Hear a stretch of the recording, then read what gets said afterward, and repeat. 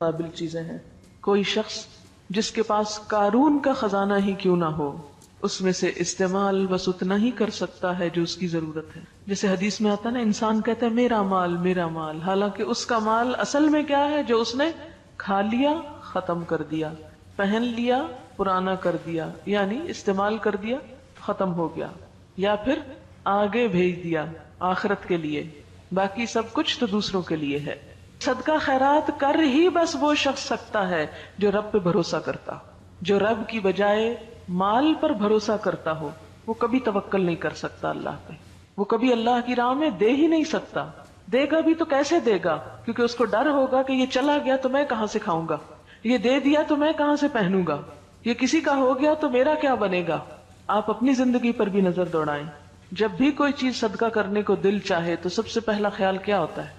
تو میرا کیا ہوگا، میں کیا کروں گا، یہ چیز اگر میں فلاں کو دوں تو میرا کیا ہوگا. اور پھر آپ 100 ضروریات ڈھونڈ لیتے. کبھی آپ نے اسٹور کی صفائی کی گھر میں کسی دراز کی؟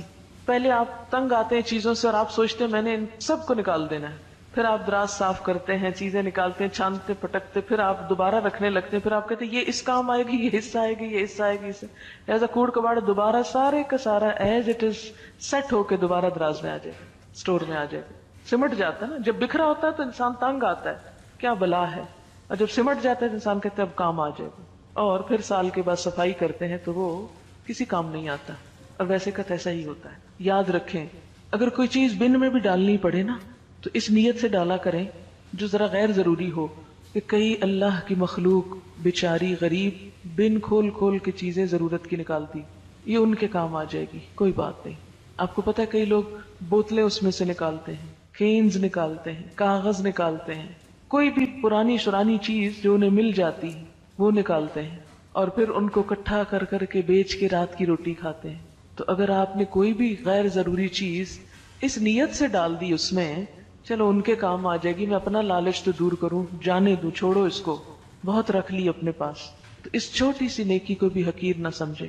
وما عند اللہ خیر، اب اس میں سے بھی جو اللہ کے پاس بھیج دیا وہ سب سے بہتر ہے. خیر بہتر ہے، اچھا ہے. وہ جو وہاں جا کے لوگے وہ اچھا ہے. وہ ابقا، اور زیادہ باقی رہنے والا ہے ہمیشہ کے لیے. اگر دنیا میں بھی آپ کے پاس سب سے اچھی چیزیں ہیں تو بھی ان کو بقا نہیں. کوئی ٹوٹ جاتی ہے، کوئی پرانی ہو جاتی ہے، کوئی میلی ہو جاتی ہے، کوئی گم ہو جاتی ہے. لیکن جو اللہ کے پاس ہے نہ اس کو ٹوٹنا ہے، نہ پرانا ہونا ہے، نہ گم ہونا ہے. ابقا، ایور لاسٹنگ، ہمیشہ رہنے کے لیے ہے. یعنی کسی کو آج ان نعمتوں کا مل جانا اس بات کی ضمانت نہیں کہ کل بھی ملے گا. جس کو آج ملا ہے وہ کل کا بھی حق رکھتا ہے. نہیں، آج پانے والے کل محروم بھی ہو سکتے ہیں. ہاں، ان نعمتوں کی حفاظت اور ان کو باقی رکھنے کا گر کیا ہے، طریقہ کیا ہے، ان کو ہمیشہ کے لیے کیسے بچایا جائے، کیسے پریزرو کیا جائے، کس طرح ان سے فائدہ اٹھایا جائے، اس کے لیے آج ان نعمتوں کے ساتھ کچھ صفات اور کچھ کوالٹیز اپنے اندر پیدا کرنے کی ضرورت ہے. ان میں سب سے پہلی چیز جو یاد رکھنے کی ہے وہ کیا کہ للذین آمنوا، یہ سب ان لوگوں کے لیے ہے جو ایمان والے ہیں. نمبر 2، وعلی ربہم یتوکلون، وہ اپنے رب پر بھروسہ رکھتے ہیں. توکل کرنا اور نہ کرنا دو مختلف طرح کی نفسیات ہیں، دو مختلف رویے ہیں. توکل کرنے والے، اپنے رب پہ بھروسہ کرنے والے اور طرح جیتے ہیں، اور مایوس شخصیتیں اور طرح جیتی ہیں. نا امیدی اور مایوسی انسان کو ایک مختلف راہ پر لے جاتی ہے. وما عند اللہ خیر وابقا للذین آمنوا وعلی ربہم یتوکلون، اللہ پہ بھروسہ کرنے والوں کو ہی زیادہ ملا کرتا ہے، وہی باقی رہنے والی نعمتیں حاصل کر سکتے ہیں. ایمان کا تو مطلب ہی ہے مان جانا، یقین کر لینا، اور یہ جنم دیتا ہے کس کو؟ اعتماد اور بھروسے کو. جو شخص اپنے رب پر ایمان رکھتا ہے وہ ایک ایسا مضبوط سہارا تھام لیتا ہے جس کو کبھی بھی ختم نہیں ہونا، کبھی بھی نہیں ٹوٹنا. اللہ تعالیٰ فرماتے ہیں فَمَن يَكْفُرْ بِالطَّاغُوتِ وَيُؤْمِن بِاللَّهِ فَقَدِ اسْتَمْسَكَ بِالْعُرْوَةِ الْوُثْقَى لَا انفصام لَهَا. جو کوئی طاغوت کا انکار کرتا ہے اور اللہ پر ایمان لے آتا ہے وہ ایک ایسا مضبوط کڑا تھام لیتا ہے، یعنی اللہ کے سوا باقی ساری قوتوں کو نگیٹ کرتا ہے اور اول و آخر اللہ ہی پر بھروسہ رکھتا ہے، اسی پر یقین کرتا ہے، اسی پر توکل کرتا ہے جیسا توکل کرنے کا حق ہے. تو پھر وہ ایک ایسا مضبوط کڑا تھامتا ہے لن فسام لہا، جو کبھی بھی نہیں ٹوٹ سکتا. ایسا انسان کبھی بھی مایوسی کے کھڈ میں نہیں گر سکتا، کبھی بھی ہلاکت میں نہیں جا سکتا. واللہ سمیع علیم، وہ ہر موقع پر اپنے رب کو پکارتا ہے جو سننے والا ہے، جاننے والا ہے. ان کا دوست اللہ ہے. اللہ ولی الذین آمنوا، ایسے لوگوں کو اپنے رب کی دوستی نصیب ہوتی ہے، اس کی معرفت نصیب ہوتی ہے.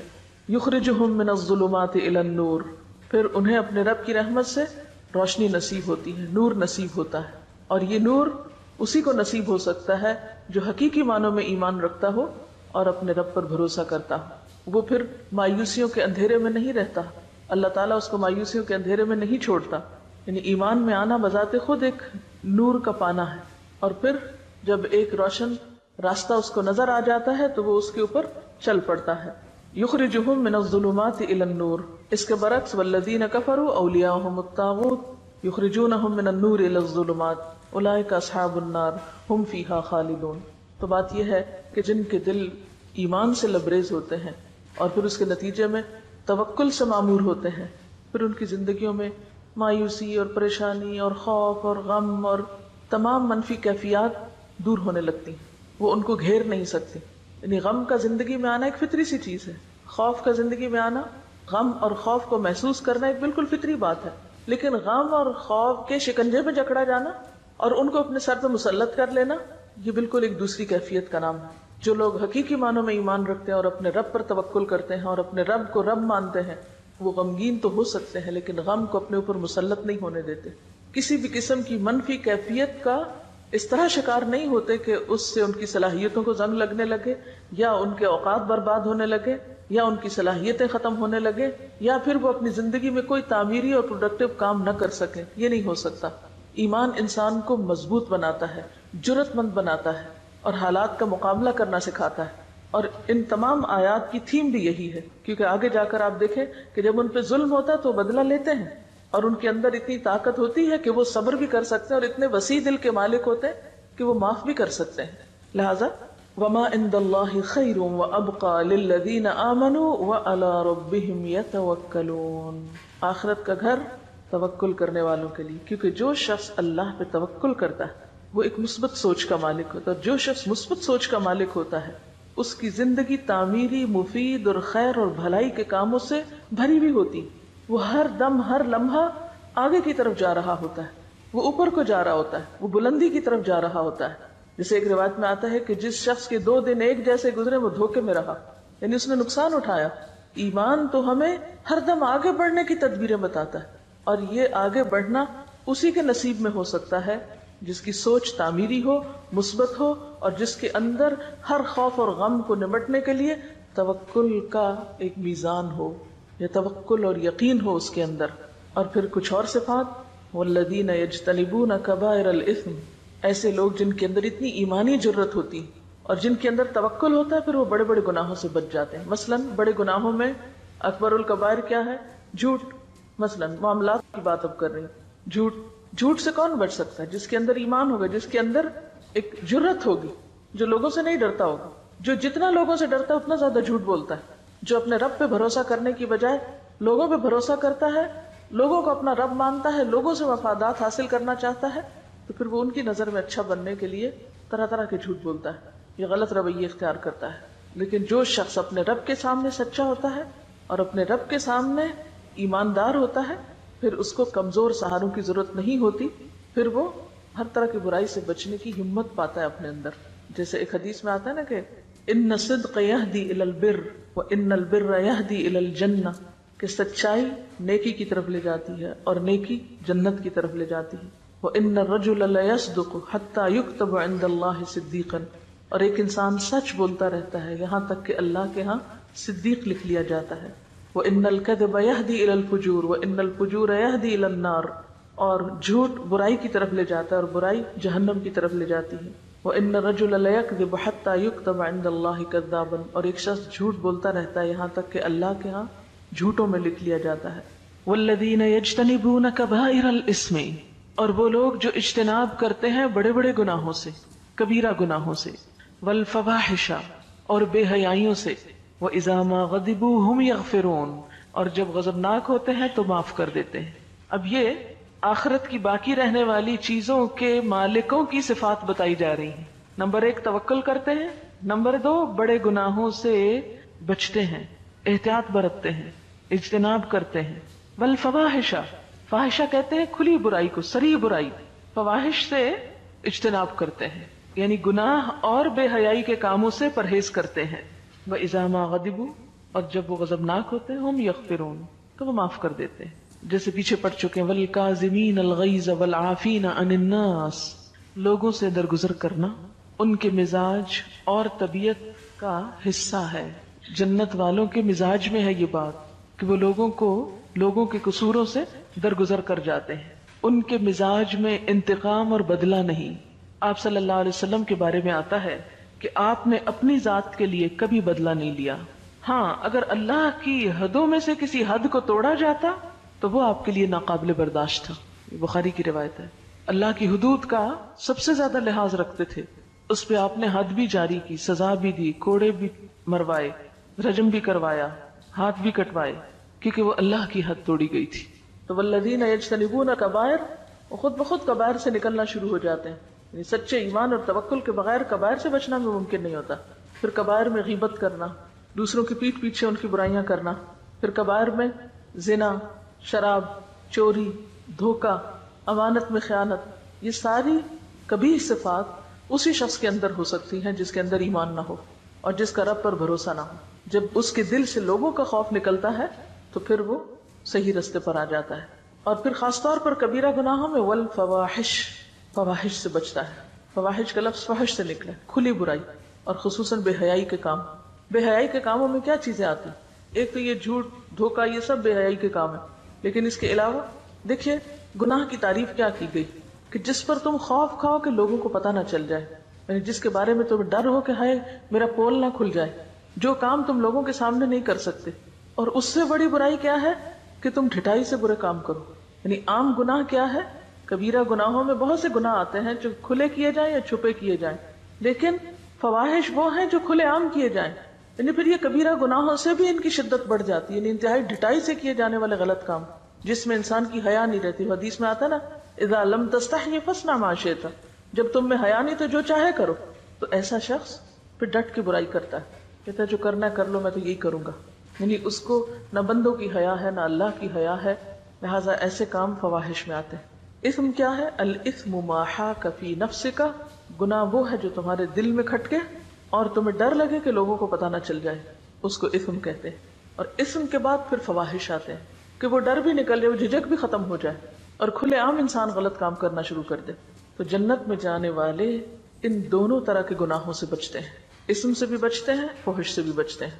وَإِذَا مَا غَضِبُوا هُمْ يَغْفِرُونَ، اور اپنے جذبات پر خوب قابو رکھتے ہیں. یعنی جب کسی کے خلاف غصہ بھی آ جائے تو محض غصے کا اظہار کر کے اپنے جذبات کی تسکین نہیں کرتے، معاف کرنا بھی جانتے ہیں. غصہ دلانے والی چیزوں پر معاف کر سکتے ہیں. اور کیا صفات ہوتی ہیں ان کے اندر؟ وَالَّذِينَ اسْتَجَابُوا لِرَبِّهِمْ، اور وہ لوگ جو اپنے رب کا ہر حکم مانتے ہیں، لبیک کہتے ہیں. استجابت کیا ہوتی ہے کہ رب کے کسی بھی حکم کے بارے میں ان کے اندر کوئی کمپلیکس نہیں ہوتا، اطاعت کے راستے میں کوئی چیز رکاوٹ نہیں ہوتی. رب کی پکار پر فوراً لبیک کہتے ہیں. رب کی بات سنتے ہی کیا کرتے ہیں؟ سمعنا وأطعنا، ہم نے سنا اور ہم مان لیتے ہیں. کوئی حکم سنا، جی اللہ تعالیٰ ہم ایسا ہی کریں گے. یہ نہیں کرتے یہ کیوں ہے، یہ کیسے ہے، حجت بازی، بحث مباحثہ نہیں. سمعنا وأطعنا، کسی بھی بات کے لیے اتنا ہی کافی ہے کہ وہ اللہ کا حکم ہے. اس کی کوئی ریزن سمجھ میں آتی ہے یا نہیں، بس اتنی ریزن ہی بہت ہے کہ وہ اللہ کا حکم ہے. والذین استجابوا لربہم واقاموا الصلاۃ، اور نماز قائم کرتے ہیں. نماز کا قائم کرنا جنت میں لے جانے والے کاموں میں سے ہے. اور پھر اجتماعی معاملات میں وامرہم شورى بینہم، تنہا فیصلے نہیں کرتے بلکہ مشورے سے کام کرتے ہیں. تنہا فیصلے وہ شخص کرتا ہے جو اپنے آپ کو بڑی چیز سمجھتا، یعنی خود کو بہت عقل مند سمجھتا، لہٰذا اپنی مرضی پر، اپنے اون پر، اپنے خیال کے مطابق چیزوں کو جیسے بہتر پائے ویسے ہی فیصلہ کر لی، ویسے ہی کر گزرے. لیکن ایمان والوں کی صفت یہ نہیں ہوتی اور اس چیز کو اپنے خلاف نہیں سمجھتے. بعض لوگ مشورہ کرنے کو اپنی عقل یا اپنی شان کے خلاف سمجھتے ہیں کہ ہم کیوں کسی سے مشورہ کریں، کیا ہم میں عقل نہیں، ہم سمجھدار نہیں، ہم اپنی آزادی کو خود استعمال کریں، ہم جیسے جی چاہیں کام کریں، نہیں. آپ اپنی ذاتی زندگی کے بارے میں تو آزاد ہیں. مثلا آپ نمکین پسند کرتے ہیں یا میٹھا، آپ کا جو جی چاہے کھائیں، اس میں آپ کو کسی سے مشورہ کرنے کی ضرورت نہیں، الا یہ کہ آپ بیمار ہو جائے تو پھر آپ کو ضرور پوچھنا پڑے گا ڈاکٹر سے تو مجھے کیا کھانا چاہیے اور کیا نہیں. پھر وہ آپ سے فیس بھی لے گا مشورے کی اور آپ پر پابندیاں بھی لگائے گا. لیکن اجتماعی معاملات کسی ایک شخص کی مرضی سے نہیں چلا کرتے، چاہے وہ گھر کی اجتماعیت ہو، چاہے وہ کسی ادارے کی اجتماعیت ہو. اس میں باہم مشورہ بے حد ضروری ہے، اور مشورہ پھر کامیابی کا راستہ کھولتا ہے. اور مشورہ کیا ہے؟ دراصل کسی بھی کام کے بہتر پہلو کو اختیار کرنے کے لیے بہتر رائے کا انتخاب، اور دوسرے سب کو ساتھ ملا کر چلنا، یعنی ٹیم ورک کی جان یا روح ہوتا ہے، باہمی اعتماد کو ظاہر کرتا ہے. وَأَمْرُهُمْ شُورَى بَيْنَهُمْ، اور ان کے آپس کے معاملات مشورے سے طے ہوتے ہیں.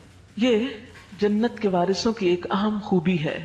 شورا کا لفظ ذکرا اور بشرا کی طرح باب مفاعلہ سے اسم مصدر ہے، یعنی اہل ایمان ہر اہم کام باہمی مشاورت سے کرتے ہیں، اپنی ہی رائے کو حرف آخر نہیں سمجھتے. خود نبی صلی اللہ علیہ وسلم کو بھی اللہ تعالیٰ نے حکم دیا کہ مسلمانوں سے مشورہ کیجیے. آل عمران 159 میں آتا ہے وَشَاوِرْهُمْ فِي الْأَمْرِ، چنانچہ آپ صلی اللہ علیہ وسلم جنگی معاملات اور دیگر اہم کاموں میں مشاورت کیا کرتے تھے. اس کا فائدہ کیا ہوتا ہے؟ اس سے ان لوگوں کی حوصلہ افزائی ہوتی ہے جن سے مشورہ کیا جاتا ہے. اور دوسرا فائدہ کیا ہوتا ہے کہ کسی کام کے اہم حصے نمایاں ہو جاتے ہیں، کیونکہ ہر شخص اپنے اپنے اینگل سے دیکھ رہا ہے. مثلا اگر ہم نے اس کمرے کا حدود اربع بیان کرنا ہو تو اگر صرف میں ایکسپلین کرتی رہوں گی تو بات پوری نہیں کر سکوں گی. کیوں؟ اس لیے کہ میں صرف اپنے سامنے والی چیز کو دیکھ رہی ہوں. اگر میں آپ کو بھی شریک کر لوں گی تو آپ ان چیزوں کو دیکھ رہے ہیں جو میرے پیچھے ہیں، جو مجھے نظر نہیں آ رہی. اس طرح ایک مکمل پکچر بن جائے گی. ٹھیک ہے نا؟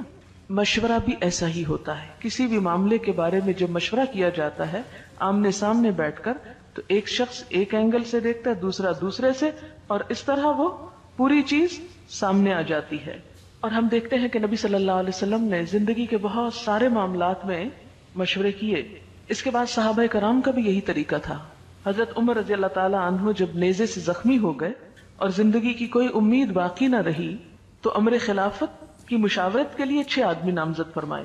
حضرت عثمان، حضرت علی، طلحہ، زبیر، سعد اور عبد الرحمن بن عوف. انہوں نے باہم مشورہ کیا اور آپس میں مشورے کے علاوہ اور لوگوں سے بھی مشورہ کیا، اور اس طرح حضرت عثمان کو خلافت کے لیے نامزد کر دیا گیا.